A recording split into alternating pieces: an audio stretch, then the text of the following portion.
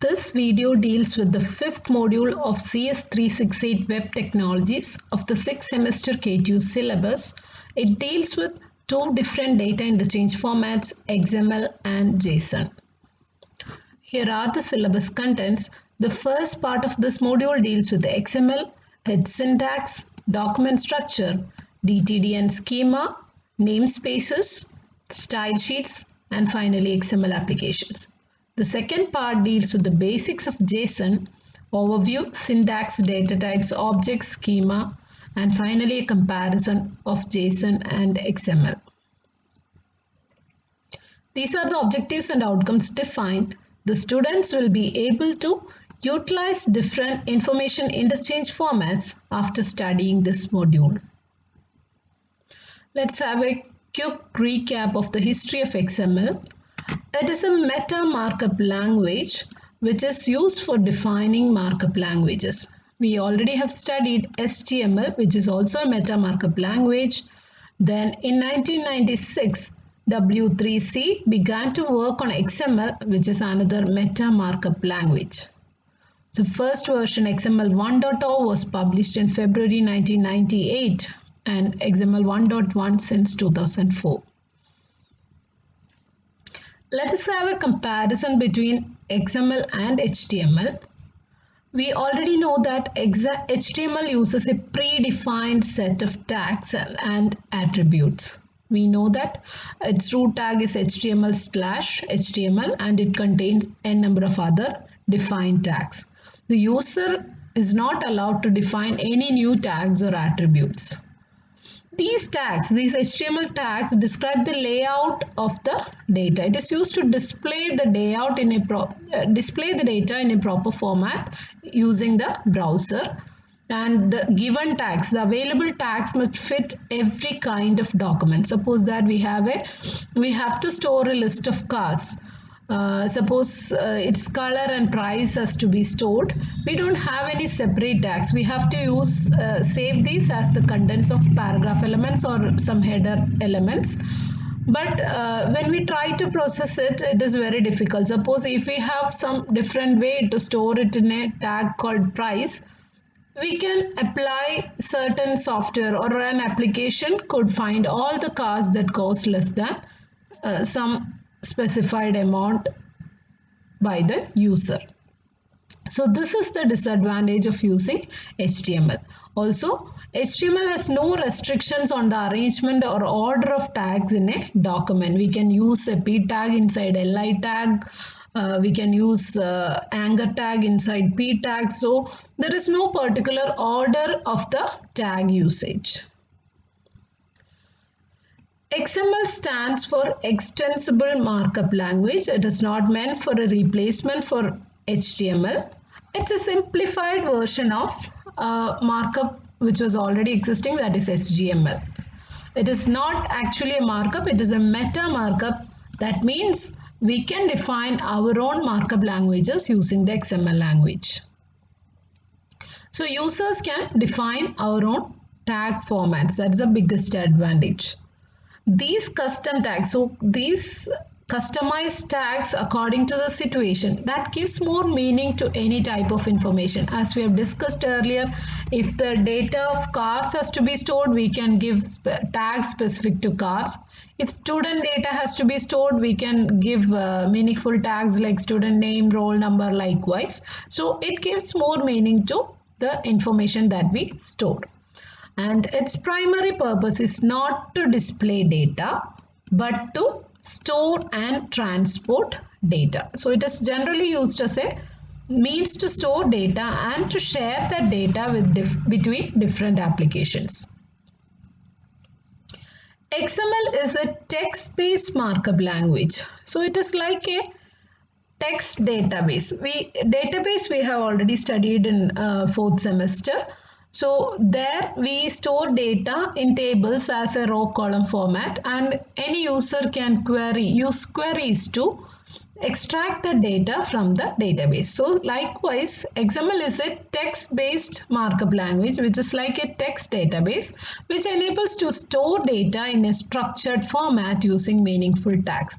The advantage of this is like As we use queries in a DB, we can use certain XML formats to extract the data from an XML file. So consider an ordinary text. So here I have a name and an email ID which is to be stored. If I just store it as a text file, we cannot distinguish between all these parts of this data. So here is the first example of an XML. This data could be stored as an XML file as shown below.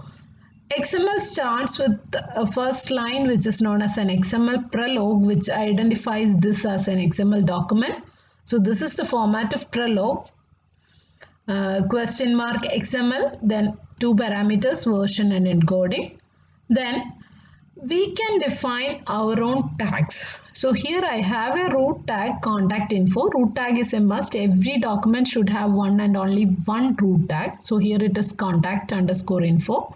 Then I have three tags which is nested inside the root tag. First name, which is this part, last name which shows the second name, and finally this email ID is stored in an email tag.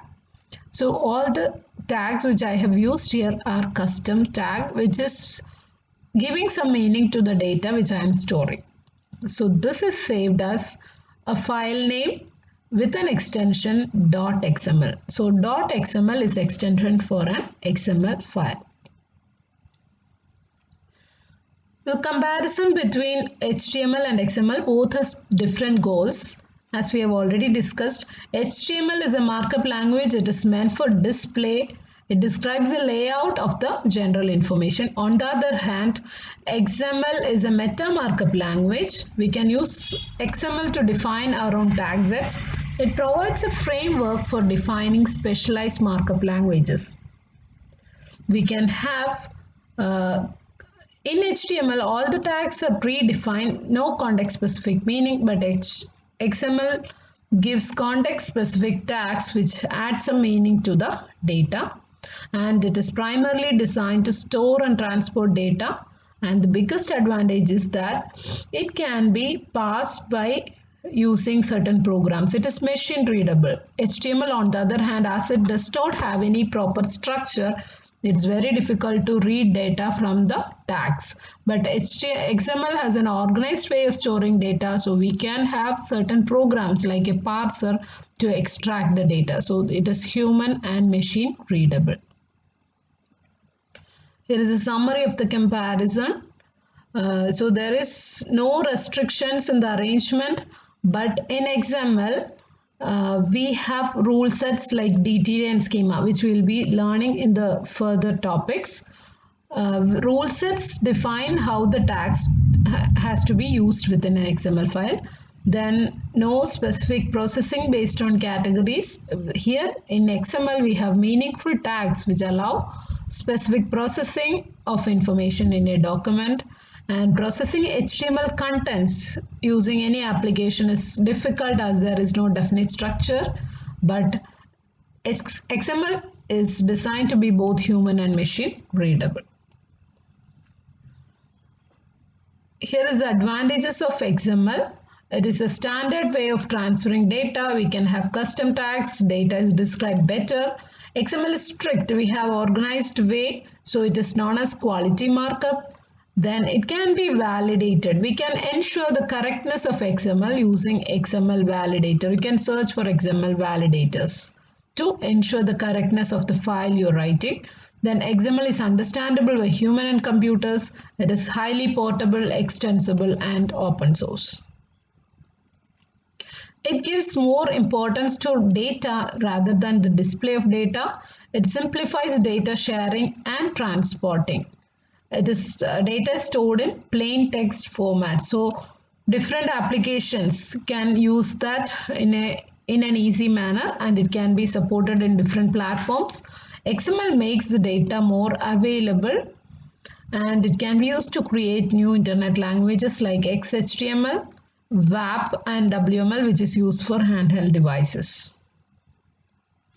And it is also known as Universal Data Interchange Language because it helps the electronic distribution and processing of data by different applications. It's a standard format.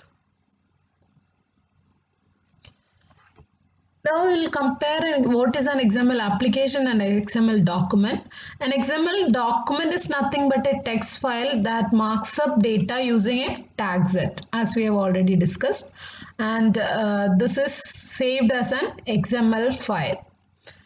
On the other hand, XML application is a markup language or tag set designed with XML. These tags can be used in other languages. For example, XHTML is one such tag set which is defined.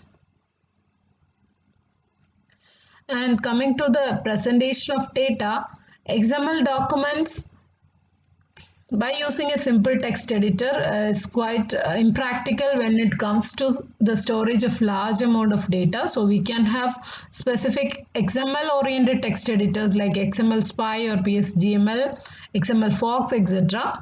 Or even we can use Eclipse for processing.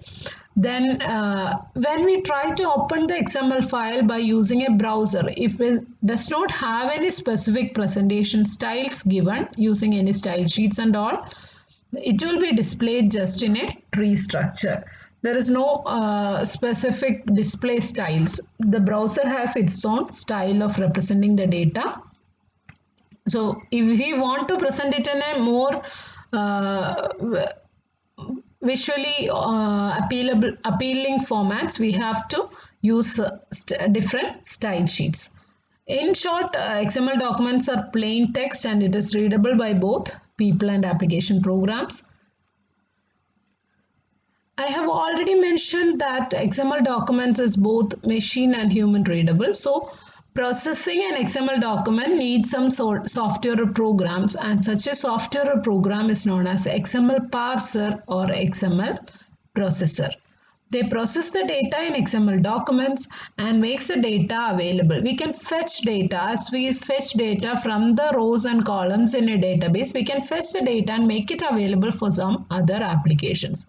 So parsers first analyze the documents before it get access to data, and first it will check for the syntax rules whether the XML is correct or not.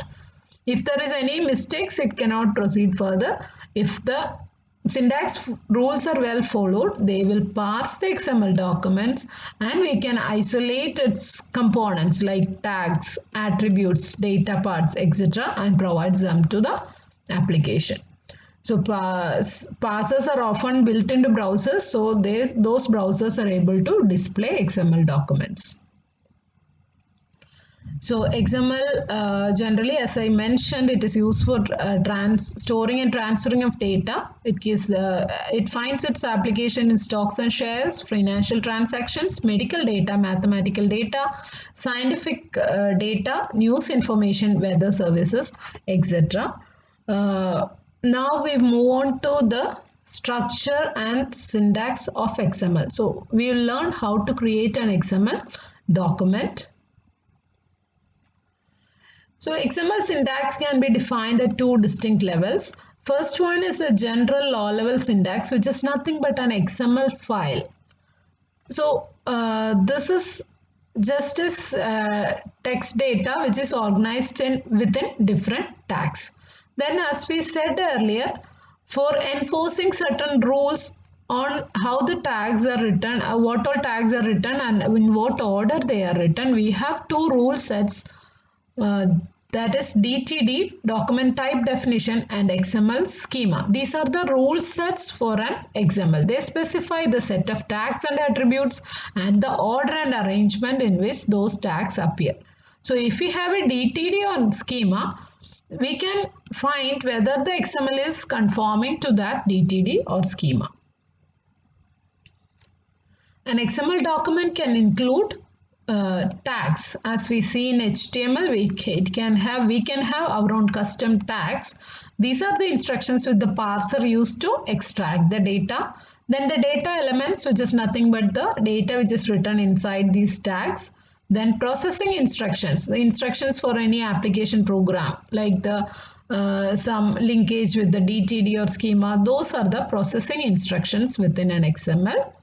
And XML tag and its contents together with the closing tag is called an XML element. That we already have studied in HTML also. Elements must be nested properly. And comments in XML is having the same formats as HTML as we have shown here. Exclamation, hyphen, hyphen, then XML command, and then close with the double hyphen and angle bracket. Those comments are ignored by parsers. It cannot be within a tag or another comment, and we cannot have only data which we cannot have inside a comment is two adjacent dashes, because that will be recognized as the end of the comment. These are the XML syntax rules.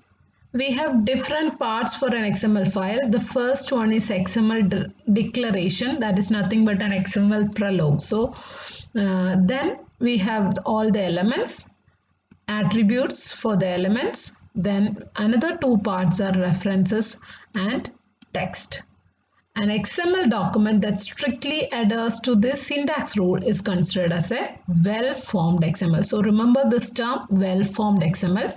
Any file that conforms to all these rules are termed as well-formed XML. That is an XML which is properly displayed by a browser. We'll see an example.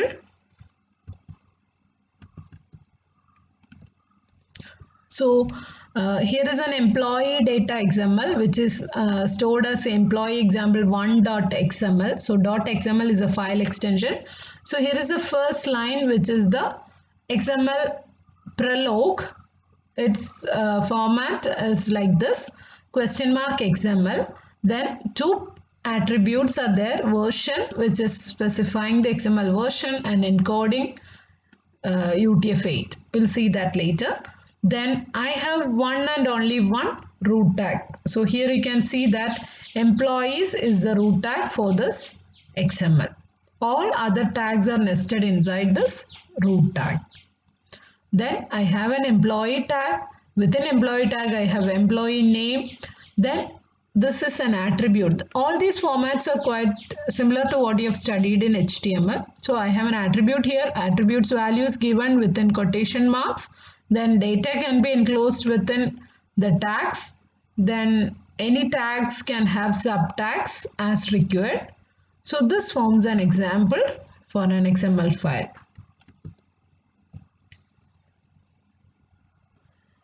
So first part, XML declaration or XML prologue, we already have seen the format and its parameters and its attributes, question mark XML, version and encoding. The encoding generally we use is UTF-8 encoding as the default encoding for XML documents.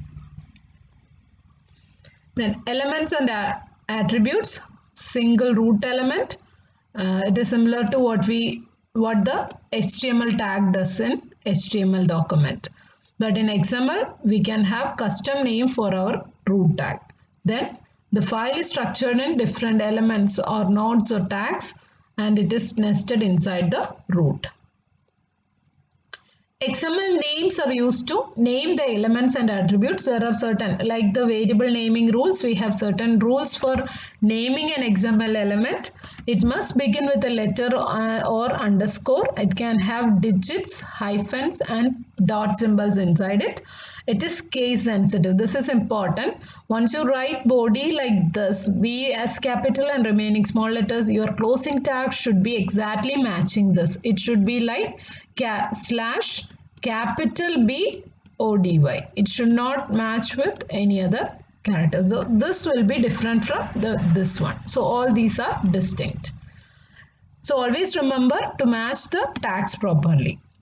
It cannot start with the letters XML because we have already the prologue starting with that. Then it cannot contain spaces. The names of elements or attributes should not contain spaces or also a colon. Colon also is not allowed between attributes and elements.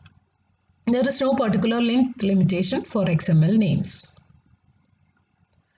Tags are surrounded by angle brackets.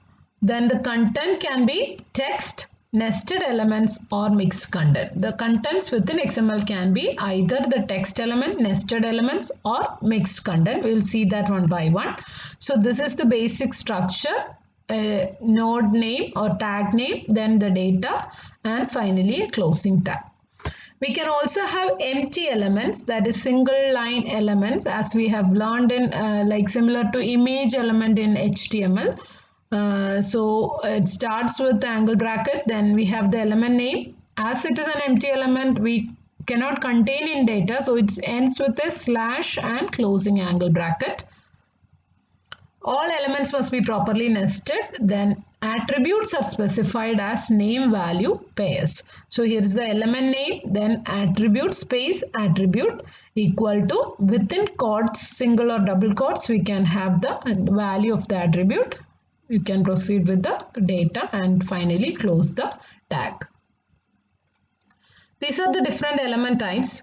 Simple element means it contains a text. There is a tag name. Within those closing tag, we have some data. Then we have complex elements. Complex elements are elements which contain either attributes or elements or both. We can have attributes, elements or both contents. So there are four kinds of complex elements. First is a simple content. Here is an example. So scalar is the name of the tag. I have a parameter attribute unit equal to EV. Then it has a value too. So this is a simple content complex element. It has a attribute and data. So any tag with attribute and data is a complex element with simple content. Then complex content, any tag which is having another tag nested within it is considered as a complex content. Then also we have mixed content where we have data and nested tags within the tag. So here I have this is plain data within this data tag, and it also contains another sub tag within that. And finally empty element. Empty element we have already seen. So these four are complex elements: simple content, complex content, mixed content and empty element. Syntax rule we already have seen. It is case sensitive. Tags must be properly matching in case also. Then white space characters like blanks, tabs and line breaks between elements and between attribute names must be ignored. Then XML text is any data that is enclosed within elements or attributes. Then another important part is the references. References are some characters that are reserved by XML syntax itself, which cannot be used directly within the XML file. They are some replacement entities. We already have seen this in HTML. XML has two types of references: entity references and character references. All these references are enclosed within an ampersand and semicolon symbols. The first kind, entity references, contain a name between its start and end delimiters. Here is an example: and AMP semicolon. So this is used to represent an ampersand symbol. So this cannot be directly written within XML file. So we use this entity references to write such content. We already have seen and GT semicolon and LTG semicolon for this, both closing and opening angle brackets. Because angle brackets has a specific meaning, that means it forms the beginning or end of a tag. So those symbols cannot be used directly within the contents. So they are replaced with entity references. Another kind of references is the character references.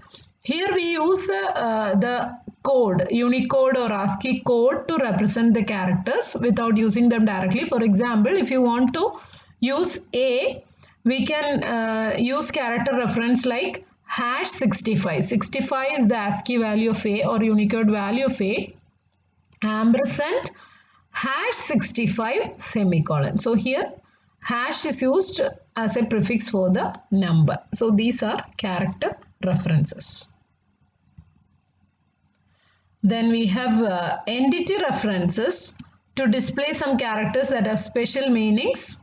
which already we'll see some more examples on it. Suppose I want to display text like this, salary less than 1000. So this less than simple, I cannot use it directly because that will instruct the parsers to use it like a beginning of another tag. But this is avoided by using entity reference like this, ampersand LT semicolon.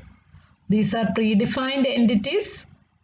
Already we have studied in HTML and AMP for ampersand and LT for less than, GT for greater than, apos for apostrophe and quote for quotation.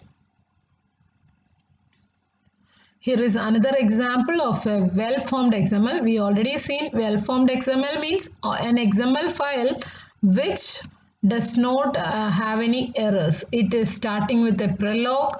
It contains one and only one root tag and it contains all the tags ordered properly. Such an XML is known as well-formed XML.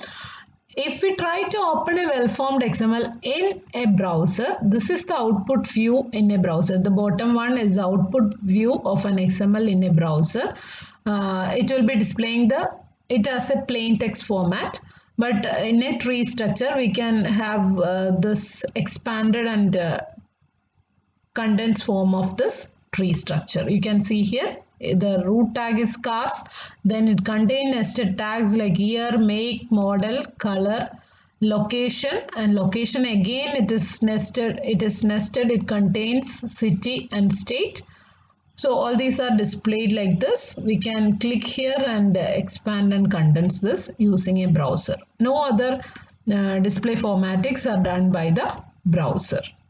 We can see here all the tags are designed for specific contents which deals with cars, and it is saved as .xml as we already have seen. This is another example which is storing the data of books. Bookstore is the root tag here. Then we have book. I have one more thing which is an attribute, category. Category attribute is mentioned here. So using such an XML file, a user can parse all the children category books can be parsed out of this document. So based on this attribute also we can do the parsing. That is the advantage of this. Then title, language is equal to English.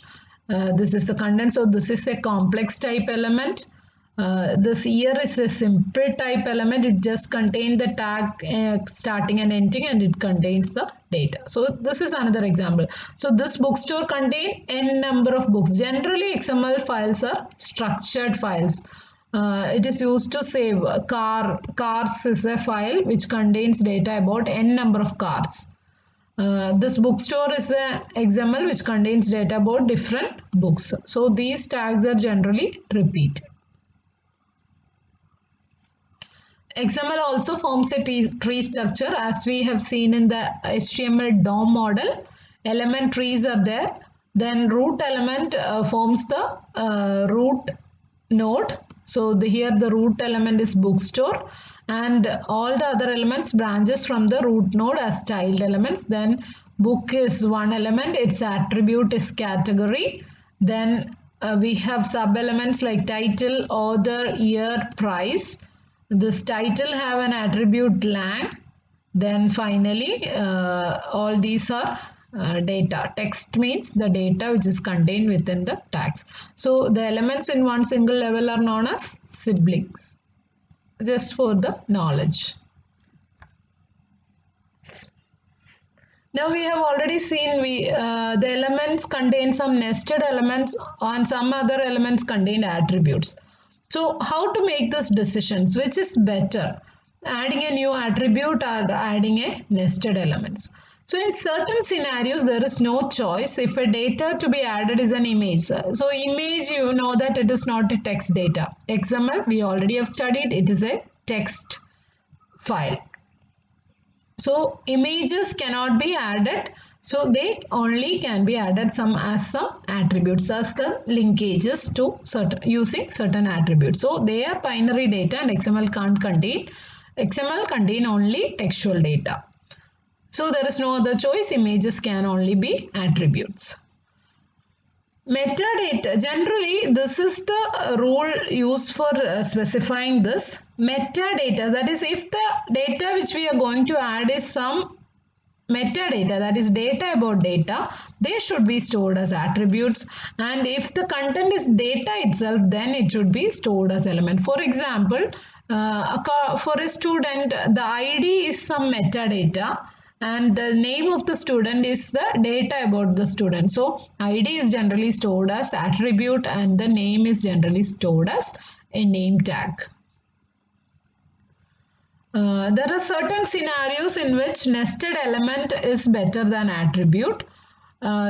This is mainly to cater the growth in structural complexity. We suppose if we feel that the data may grow in future, there will be more nodes to be added in future. It is always better to add that as a nested element. That is we add it as a substructure or subdata, because in future we can add more nodes. Just add more nodes to that attribute. In case of attributes, we can add only one single value for that, but by using different n number of nodes, we can add more data to that particular node. Problems of using attributes are it cannot contain multiple values, but elements can contain it. Attributes cannot describe tree structures, elements can.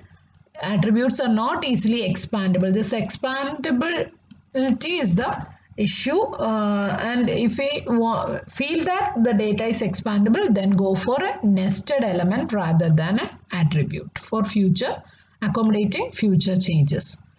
And also attributes are difficult to read and maintain.